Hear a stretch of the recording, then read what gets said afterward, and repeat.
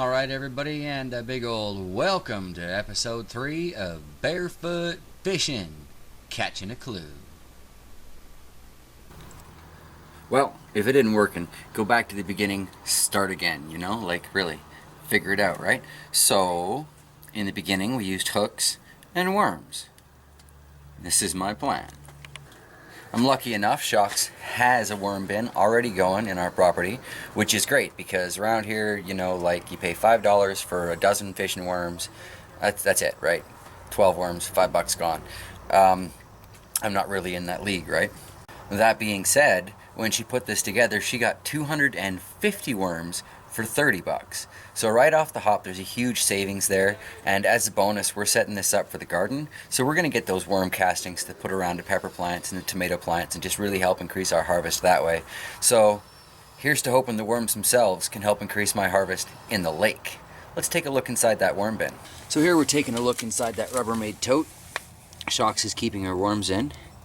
And like I said, this is pretty straightforward. They're worms, right? So compost, avoid anything overly acidic or with a lot of citrus in it, but I guess that's another type of acid anyway, isn't it? And we're just gonna pluck a few of these guys out, put them into the container I've got waiting with some chopped up lettuce and a little bit of watermelon rind, some compost of course, good old soil from the compost in the back, and who knows, maybe these guys will be just what the trout have been waiting for. Maybe not. Either way, thanks for the worms, my love. Seriously, y'all should check out our videos. These things are really, really easy to build, really easy to maintain, and hey, cheaper bait, right? Okay, got the worms, moving on. Okay, so what I'm gonna do this time, because I'm looking for rainbow trout, and I understand they hide underneath things and where there's a lot of drop-offs and stuff, and I'll show you the location I've chosen this time for a little bit of short cast fishing. There's a lot of debris in the bottom of the lake where I am, but at least I can see it. As always, I have the pleasant sound of traffic because this is semi-urban fishing. I do live in the valley, but it's a popular part of the valley, what can I say? So let's take a look at the water conditions where I'm at the moment. Now you can see there's a lot of junk down there. Some of this is coming up better in the camera than other bits, and there's debris all over the place. But I'm at a floatplane dock right where our river channel joins the smaller of the two lakes where I live. So from everything I've gathered, underneath that little dock there should be fish hiding, right? Like, that's the theory. So I've got a line with a simple weight. Well, hang on, I'll show you. Back to using that wriggly worm thing again, but you'll notice today I'm drowning real worms in addition to that. Stole those from the worm bin. Thank you, dear. Then I've got it hooked on to the lead, a couple of split weights, and a floater that seems to support it all. And I've kind of been just letting it drift with the current. I was fishing just up from here a few minutes ago, and that cable got to be a bit of a problem. I noticed the current was not quite as steady here. Well, steady, but not quite as quick. So I thought I'd try doing some really short casts and see if I can let it float for a minute or two. Let's see what I can get.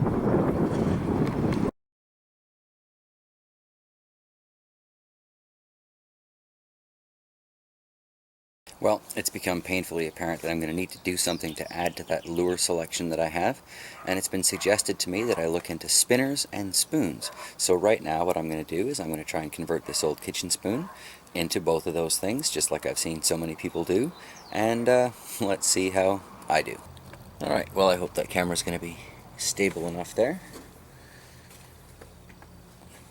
Grab myself a drill bit.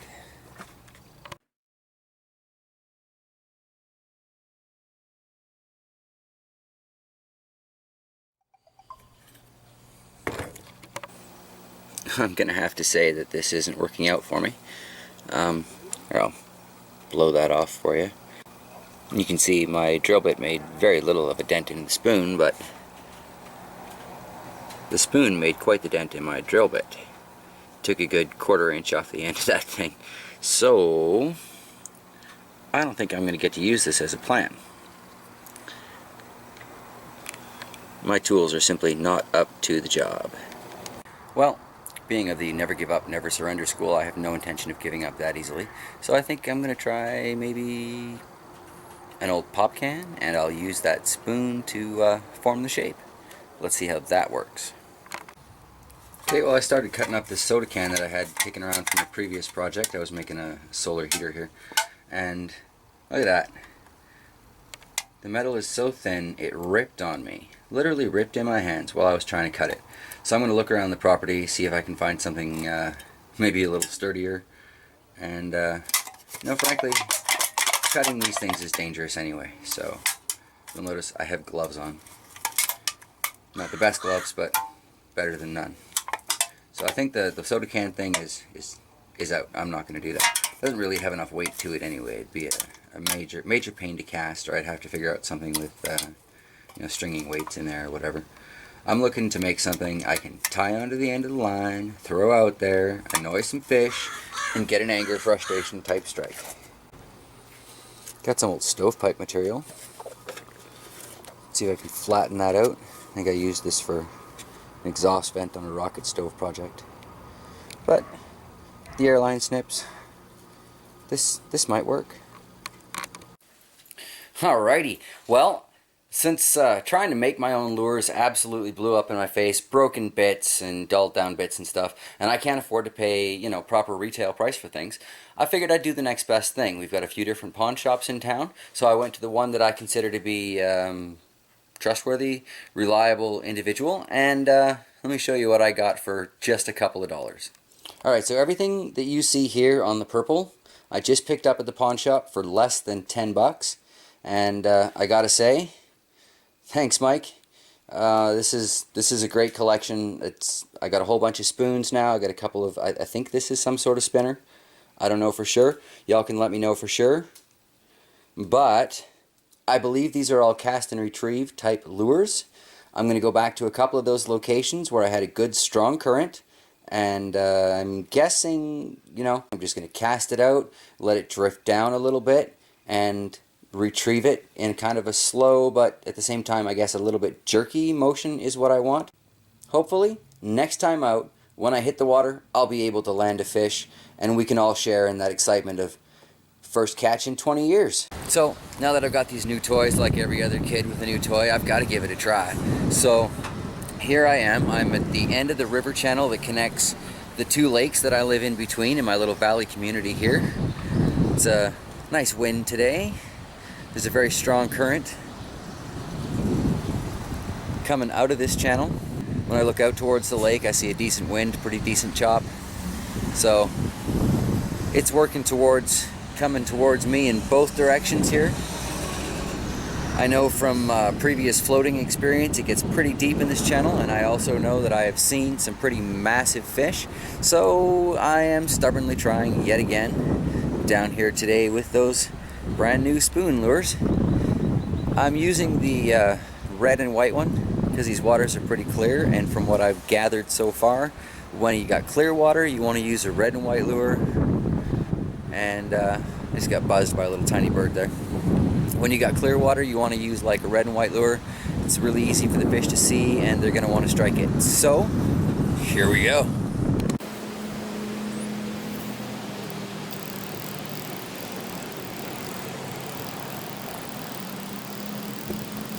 Wow, the current really picked that thing up.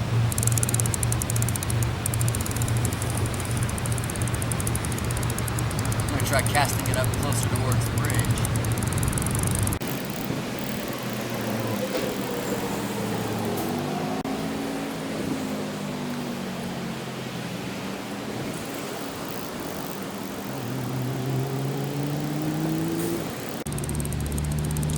I'm just kind of casting it out and gently retrieving it here.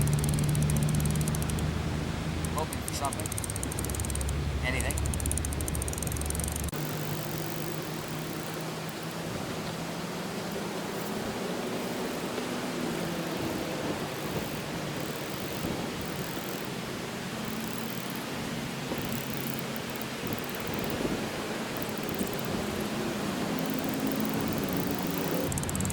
I don't know, that current just seems to be making it rise right to the top.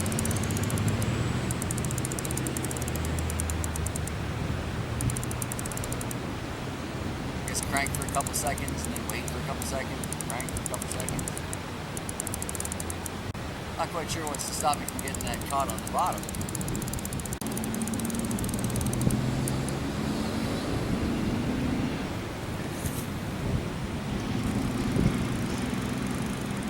Sure is easy to get a nice distance out of the cast though.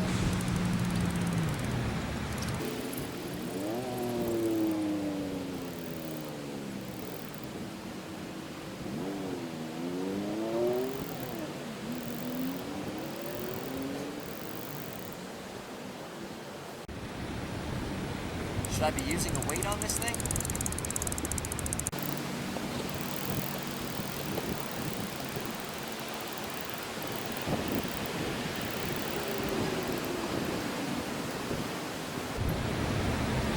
Put that little grub thing on there, don't know why. Seemed like a good idea at the time. A couple more casts and then I think I might just try a calmer section of waters.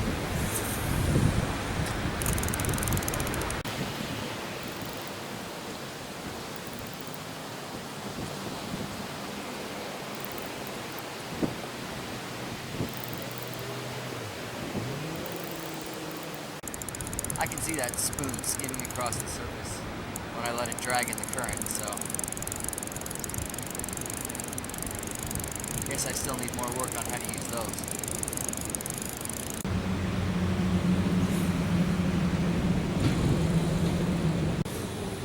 Swirl!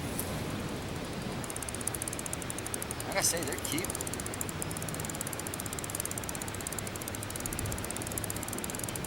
That means there's going to be fish around, doesn't it? The day when I was here, I saw a whole bunch of ducks. Today, there's a turtle looking at me like, what you doing? Should I be using one of those clamp-on weights?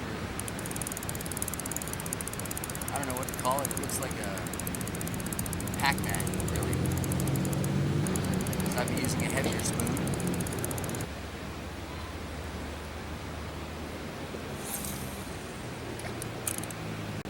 Not quite sure how you make a shiny piece of metal with a stripe on it look like a wounded game fish. Seems to me that gently tugging it back and reeling it in is probably a good way to go. I'm sure there are a lot of experienced anglers out there.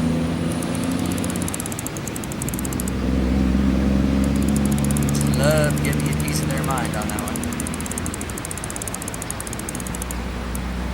Feel free to hit me up in the comments. Just be polite, please. I'd love more information on this, though. Because actually catching a fish would be really nice for a change. I don't know if that was a nibble or the current.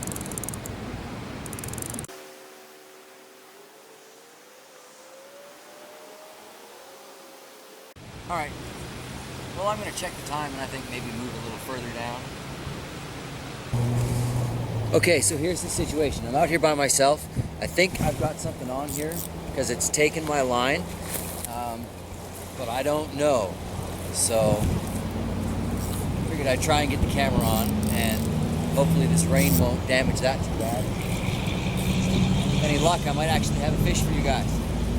Well, for me too.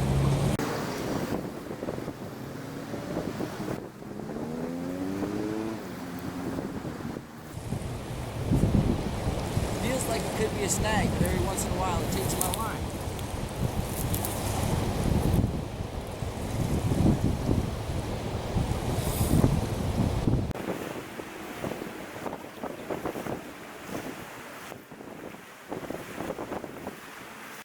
I'm having a real hard time seeing my line in the water here.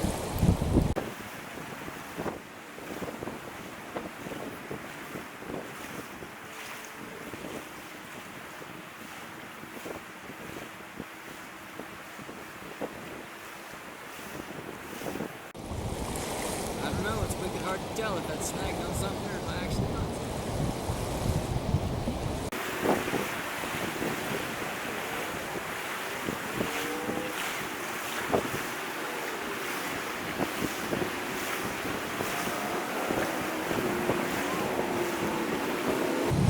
Well, I guess I got no choice but to go out there and check it.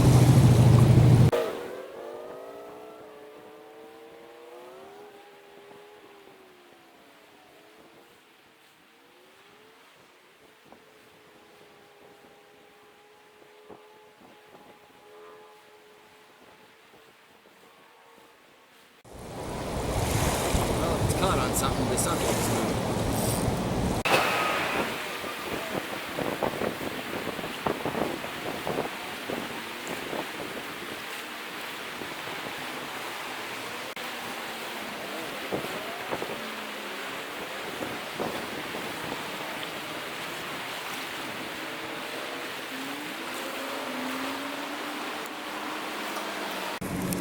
Well, that was a whole lot of cold, wet feet for nothing.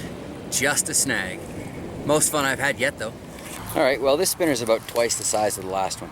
So I'm going to go back to my previous location, and hopefully this will be heavy enough to kind of drag it down a little bit and catch me an actual fish instead of what looked to be, I don't know, some sort of lakeweed.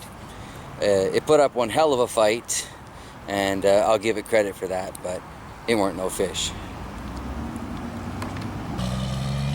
Okay, so got a nice deep drop off there, straight into the water. What I'm going to try doing as it starts to rain on me in my last 20 minutes or so of fishing. Couldn't have held off, could you? No.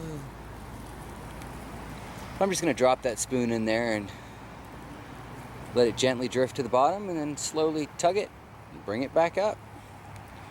Might throw a few casts in there to relieve the monotony. We'll see. Alright, well, they're darting around really quickly in the water there, but where I've found myself now, there are quite a few fry. Well, I don't know if they're fry at that point. Fingerlings? What do you call them when they're about 2.5 inches long? 3 inches long? Bait, I suppose.